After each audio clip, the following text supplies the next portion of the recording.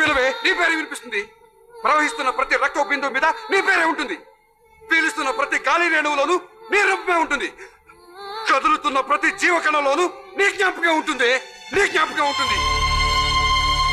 ఏ మొగుడి కోసం త్యాగాలు చేసే ఆడవాళ్ళను పతివ్రతలనే ఈ లోకం ప్రియురాలి కోసం ప్రాణాలు వదలటానికి సిద్ధపడే మగాళ్ళని తిట్టాలంటుందా?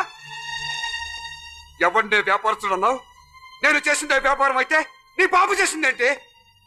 వాడి మాటలు విని నువ్వు చేస్తున్న సంసారాన్ని ఏ పేరుతో పిలుస్తావే? ఏ పేరుతో పిలుస్తావు? నిజమైన వ్యాపారస్తులు నువ్వు నీ బాబే. కనుకే ప్రేమను అమ్ముతారేమోనని ఇంకా వెయిట్ చేస్తున్నా. పెళ్లి చేసుకున్న మొగుడి కోసం ఇంకొకటి పక్కలో పడుకోవడానికి కూడా సిద్ధపడ్డాం.